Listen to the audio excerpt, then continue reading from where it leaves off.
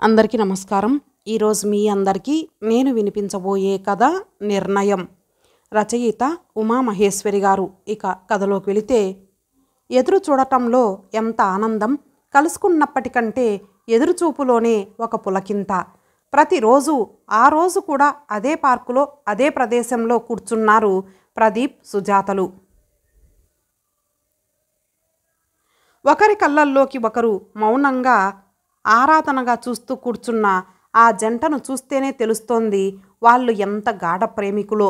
చుట్టూ ముసురుకుంటున్న చీకట్లను గమనించిన వినోద్ ఉలిక్కి పడ్డట్టుగా చూసి, లే సుజ, చీకటి పడుతోంది, వెళ్దాం అంటూ సుజాత చేతిని సున్నితంగా నొక్కి వదిలాడు. ఇల్లు దగ్గరయ్యేసరికి ఆ వీధి చివరే ఆగి, సుజ, నా పెళ్లి విషయంలో నాన్నగారు ఇక ఆగరు, ఏదో ఒక సంబంధం ఖాయం చేస్తారు. నువ్వెలాగైనా ఈ రాత్రికే మీ అమ్మగారితో మాట్లాడు. నువ్వు చెప్పే ఆ శుభవార్త కోసం రేపు సాయంత్రం ఎదురు చూస్తూ ఉంటాను. సీయు అంటూ వెనుతిరిగి వెళ్ళిపోయాడు. అమ్మతో విషయం చెప్పాలని అనుకున్న సుజాత ఏమీ చెప్పలేకపోయింది. కారణం, తల్లి ఏదో దిగులుతో ముభావంగా ఉండటమే. రాత్రిళ్ళు కూడా నిద్రపోకుండా దీర్ఘంగా ఆలోచిస్తూ తనలో తానే కుమిలిపోతున్న తల్లిని గమనిస్తూనే ఉంది సుజాత. ఇన్నాళ్లుగా ప్రశాంత జీవనం గడుపుకొస్తున్న ఆమెలో ఈ మార్పులోని ఆంతర్యం. సుజాతకు బాల్యం గుర్తుకొస్తే భయం, తప్పత్రాగి అల్లరి చేసే తండ్రి, ఆ శాడిస్టు చేతిలో అమ్మ పడే నరకయాతన కళ్ళకు కట్టినట్టు గుర్తున్నాయి. ఆ బాధలన్నీ మౌనంగా భరిస్తున్న తల్లిని చూసి చాటుకు వెళ్ళి గుండెలవిసేలా ఏడ్చుకునేది సుజాత. ఓ రోజు తాగిన మైకంలో రోడ్డు దాటబోయి లారీ కింద పడి తండ్రి మరణించాడు. మిగిలినవన్నీ అమ్మి ఉన్న అప్పులు తీర్చి ఈ ఊరు వచ్చారు. అదృష్టవశాత్తు సేటు ఇంట్లో ఆయాగా అమ్మకు పని దొరికింది. తల్లి లేని 6 మంది పిల్లలకు తానే తల్లిలా సేవ చేసి ఆ ఇంటి పెద్ద దిక్కుగా ఉండిపోయింది. ప్రతి తరగతిలోనూ శ్రద్ధగా పాసయ్యే సుజాతను సేటు అభిమానంగా చూసేవాడు. పని పిల్లగా కాకుండా వారి పిల్లగానే పెరిగింది ఆ ఇంట్లో సుజాత. కానీ కాలం ఎప్పుడూ ఒకే విధంగా సాగదు. సేటు ఆరోగ్యం దెబ్బతిన్నది. ముఖ్యంగా స్వస్థలం వెళ్ళాలన్న ఆరాటం అతనిలో ఎక్కువైంది. ఫలితం, వ్యాపారమంతా అమ్మి మద్రాసు మకాం మార్చారు వాళ్ళు. సేటు వాళ్లతో రమ్మన్నా అమ్మ వెళ్ళటానికి ఇష్టపడలేదు. జీవనోపాధి సమస్యగా మారుతుందని చాలా బాధపడ్డారు. మంచి మనసున్న సేటు చిన్న పెంకుటిల్లు ఇచ్చి దాంతోపాటు తెలిసిన వాళ్లతో తన పరీక్షల తర్వాత ఉద్యోగం ఇచ్చేటట్టుగా మాట్లాడి వెళ్ళాడు. ఉండటానికింత గూడు, జీవనానికి పని చూపించాడు. వారి నుండి వచ్చే ఉత్తరాలే నేస్తాలు, చుట్టాలు. తండ్రి చనిపోయి ఈ ఊరొచ్చాక దిగులుగా ఉన్న తల్లిని చూడటం ఇదే మొదటిసారి. దాదాపు 3 నెలల క్రితం ఎదురింట్లో వినోద్ వాళ్ళ తండ్రితో పాటు దిగాడు. ఒకరోజు అంకుల్ తనంతట తానే పలకరించాడు. క్రమంగా పరిచయం పెరిగి ఇంటికెళ్ళేది. వినోద్తో అలాగే పరిచయం అయ్యింది. ఆ పరిచయమే పెరిగి పెద్దదై ప్రణయంగా మారింది. తన జీవితానికి వినోద్ అడగని వరం లాంటివాడు. వినోద్ లేని జీవితం వ్యర్థం. అలా ఆలోచిస్తూనే నిద్రలోకి ఒరిగిపోయింది సుజాత. మర్నాడు ఆఫీస్కు వెళ్ళినా ఏ పని చేయలేకపోయింది సుజాత. ఏ ఫైల్ తెరిచినా వినోద్ రూపమే కనిపిస్తోంది. సాయంత్రమే వినోద్ పెట్టిన గడువు. ఇంతవరకు అమ్మతో చెప్పనేలేదు. గంభీర వదనంతో జీవోత్సవంలా ఉన్న ఆమెతో ఎలా చెప్పాలో అర్థం కావటం లేదు. ఇలా ఆలోచనలో ఉండగానే అటెండర్ ఉత్తరం అందించాడు. ఆ లెటరు చింపిన మరుక్షణం మనసంతా ఆనందంతో నిండిపోయింది. సేటు తన కుమారుని వివాహానికి ఆహ్వానిస్తూ స్వయంగా ఉత్తరం రాశాడు. ఆహ్వానమే కాదు, వాళ్ళ కంపెనీలో ఉద్యోగం కూడా ఇస్తామంటూ, మళ్ళీ తను అమ్మ అక్కడే ఉంటే వివాహం కూడా చేస్తామంటూ రాశాడు. వివాహం అనుకోగానే మళ్ళీ మనసంతా వినోద్ ఆలోచనతో నిండిపోయింది.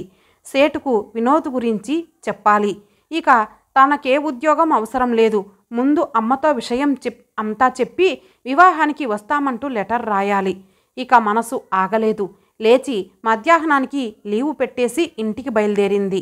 అమ్మను ఒప్పించి సాయంత్రం వినోద్కు చెప్పాలి అనుకుంటూ ఇంటి గుమ్మంలో నిల్చొని తలుపు తట్టబోయి హఠాత్తుగా ఆగిపోయింది అక్కడే. లోపల ఎవరో మగవాడి గొంతు స్పష్టంగా వినబడుతోంది. ఎవరని అనుకుంటూ ఆతృతగా తలుపు తట్టబోయి అది వినోద్ తండ్రి కంఠమని గుర్తుపట్టింది. వినోద్ విషయం చెప్పి ఉండొచ్చు, మా గురించే ఏదో మాట్లాడుతున్నట్లుంది అనుకొని శబ్దం చేయకుండా అలానే తలుపు ప్రక్కగా నిల్చొని వినసాగింది. చూడు కమల, మన పిల్లలకు పరిస్థితులను అర్థం చేసుకునే సంస్కారం ఉంది. పెద్దవాళ్ళు కులమతాలనే అడ్డుగోడలతో మూర్ఖంగా మనల్ని విడగొట్టారు. మనసొకరితో మనువు మరొకరితో అన్నట్లుగా బలవంతాన బ్రతుకుల్ని లాక్కొచ్చాము. పిల్లలిద్దరూ పెద్దవాళ్ళయ్యారు. వారి వివాహాలై వెళ్ళిపోతే మనమిక ఒంటరి పక్షులమే కదా. ఇప్పుడైనా మనం కలిసి ఒకటిగా జీవిద్దాం. ఇకనైనా ఒంటరితనమనే రక్కసిని తరిమేద్దాం. ఒకరికొకరమున్నామనే తృప్తితో జీవిద్దాం. మనల్ని పిల్లలను అర్థం చేసుకునే వారినే వారి జీవిత భాగస్వాములను చేద్దాం. అడ్డు చెప్పకు, బాగా ఆలోచించు కమల. తోడు నీడ లేక బిక్కుబిక్కుమంటూ దుర్భరమైన శేష జీవితం గడిపే కంటే ఈ వయసులో మనిద్దరం ఒకే గూటిలో ఒకే ప్రాణంగా ప్రశాంతంగా ఉండాలని నా ఆకాంక్ష. ఇంకా జాప్యం చేస్తూ కూర్చోక అమ్మాయితో చెప్పు, వస్తాను కమల అంటూ వెళ్ళిపోయాడు. తను వింటున్నవి మాటలో పిడుగులో అన్నట్లుంది సుజాతకు. నిశ్శబ్దంగా వెనుదిరిగింది. ఎప్పటిలా తెల్లవారింది. అప్పటికే లేచి ముస్తాబై సూట్ కేసు సర్దుతున్న కూతుర్ని ఆశ్చర్యంగా చూసింది కమలమ్మ. తల్లిని త్వరపెట్టి తాను మద్రాసు వెళుతున్నట్టుగా చెప్పి స్టేషన్కు బయలుదేరదీసింది. మద్రాసుకు తను వస్తానన్న తల్లి మాటను వినిపించుకోలేదు. స్టేషన్కు అంకుల్ను కూడా ఆహ్వానించింది. స్టేషన్లో అపరిచితుల్లా నిల్చున్న అమ్మను అంకుల్ను చూసి మనసులోనే నవ్వుకుంది సుజాత. మద్రాసు రైలు ఇంక బయలుదేరుతున్నట్లుగా హెచ్చరిక చేశారు. రైలు ఎక్కబోతూ హఠాత్తుగా వెనక్కు తిరిగి తన గుప్పెట్లో ఉంచుకున్న కుంకుమ భరిణ నుండి కుంకుమ తీసి తల్లి నుదుట ఉంచింది. ఏం జరిగిందో ఇంకా తేరుకోని తల్లి చేతిని అంకుల్ చేతిలో ఉంచింది. అర్థమైనట్లుగా చూశారాయన. వినోద్ అన్నయ్యకు చెప్పకుండా వెళ్తున్నందుకు ఏమి అనుకోవద్దని చెప్పండి నాన్న మనస్ఫూర్తిగా అంటూ సుజాత రైలు ఎక్కి చేయి ఊపిందిక సెలవు అన్నట్లుగా. ఒకరి ప్రక్కగా ఒకరు నిలబడ్డ ఇద్దరినీ కళ్ళ నిండుగా చూసింది. నెమ్మదిగా సీటుకు తల అంచి కూర్చుంది. కదిలే రైలు నుండి వెనక్కు పరిగెడుతున్న చెట్లను చూస్తూ నా నిర్ణయం సరైనదే అనుకుందామే తృప్తిగా మనస్సులో. ఇంతటితో ఈ కథ సమాప్తం.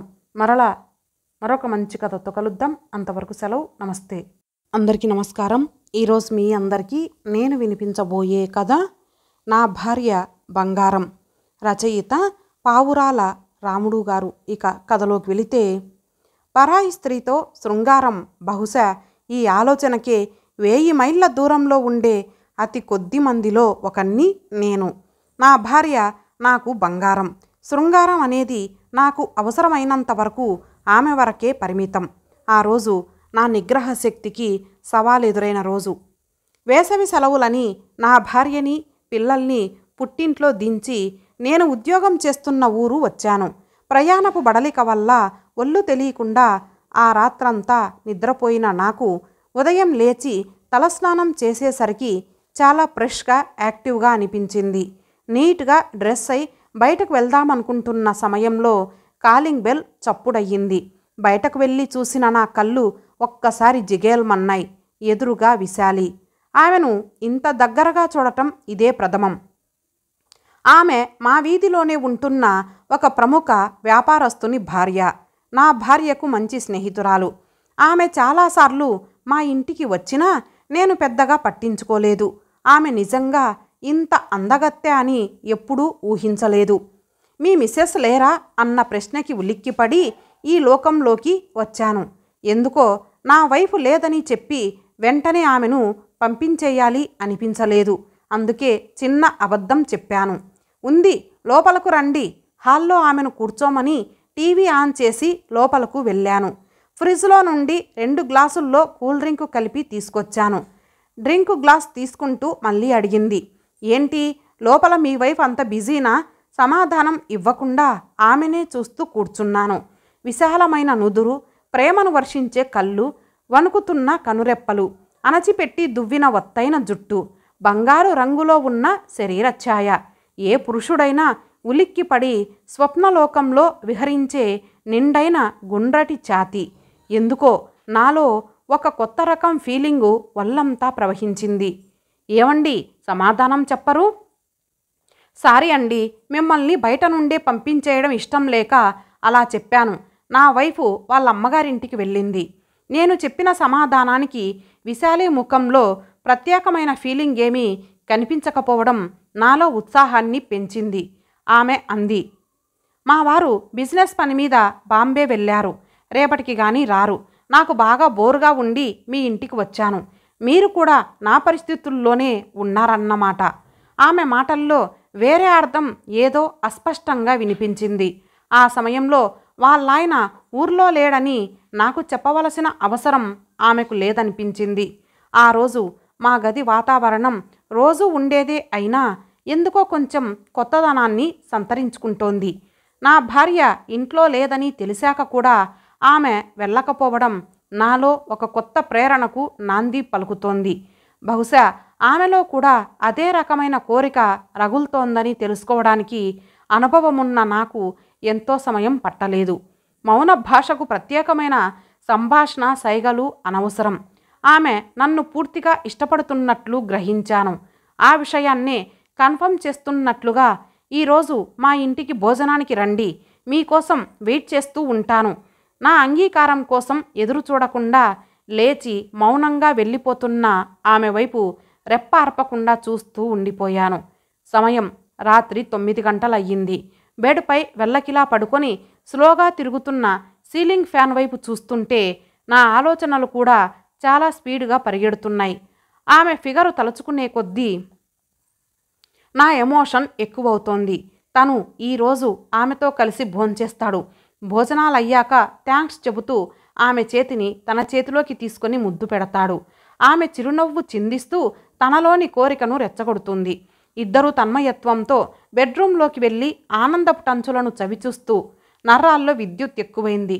ఒళ్ళు తెనీని ఎమోషన్ కట్టలు తెంచుకుంది. ఎట్టి పరిస్థితుల్లోనూ అది పొంది తీరాలి అనుకునే క్షణాలు. బెడ్పై నుంచి లేచి డోర్ ఓపెన్ చేద్దామని డోర్ దాకా వచ్చి టక్కున ఆగిపోయాను. కారణం, తలుపు ప్రక్కగా ఉన్న రిఫ్రిజిరేటర్ పైనున్న నా భార్య ఫోటో. పెళ్ళైన కొత్తలో సింగిల్గా కావాలని నా చేత తీయించుకొని లామినేషన్ చేయించుకుంది. ఆ ఫోటోపై ఒక్క క్షణం దృష్టి నిలిచింది. ఆ టైంలో ఏదో తప్పు చేయడానికి వెళుతున్న కొడుకుని వారిస్తున్న తల్లిలా ఉందది. నాలో గిల్టీ ఫీలింగ్ ప్రవేశించింది.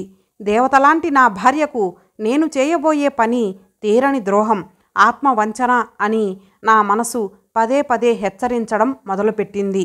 అంతే, నాకిందాకటి కోరిక ఇప్పుడు లేదు. అసలు అటువంటి ఆలోచనే ఇంకో గంట వరకు రాకపోవచ్చు. రగిలిన కోర్కెను నిద్రపుచ్చి బెడ్పైకి చేరిన నాకు వెంటనే నిద్ర పట్టేసింది. మర్నాడు భోజనానికి రాలేనందుకు సారీ చెబుదామని విశాలి దగ్గరకు బయలుదేరుతుండగా ఆమె మా ఇంటికి వచ్చింది. నేను మాట్లాడేలోపు ఆమె అంది, నిన్న రాత్రి మీరు రానందుకు చాలా థ్యాంక్స్. రాకపోవడం వలన పెద్ద గండం గడిచింది. రాత్రి 11 గంటలకు ఊరు నుండి అనుకోకుండా మా వారు వచ్చేశారు. బహుశా నిన్న మనకు కలిగిన క్షణికావేశానికి రెడ్ హ్యాండెడ్గా ఆయన కంటపడేవాళ్ళం. నా సంసారం పాడయ్యేది. మీకు చాలా చెడ్డ పేరు వచ్చేది. మా వారు వచ్చాక ఆయన వచ్చినట్టు తెలియని మీరు ఏ సమయంలోనైనా వచ్చి తలుపు బాదుతారేమోనని రాత్రంతా నాకు నిద్ర పట్టలేదు. మీరు ఏ కారణం చేత రాత్రి డ్రాప్ అయ్యారో నాకు తెలీదు. కానీ ఆ దేవుడే మీకు ఆ ఆలోచన రప్పించి మిమ్మల్ని ఆపి ఉంటారని అనుకుంటున్నాను. ఉంటాను. తల ఉంచుకొని స్పీడ్గా చెప్పి వెళ్ళిపోతున్న ఆమె నాకు కనిపించడం లేదు. నన్ను రాత్రి ఆపింది దేవుడు కాదు, దేవత లాంటి నా భార్య అని ఆమెతో చెప్పాలనుకున్నాను. ఫ్రిజ్పై ఉన్న నా భార్య ఫోటోకి 2 చేతులు జోడించి నమస్కరిస్తూ మనసులోనే అనుకున్నాను, నా భార్య బంగారం. ఇంతటితో ఈ కథ సమాప్తం. మరలా మరొక మంచి కథతో కలుద్దాం. అంతవరకు సెలవు. నమస్తే.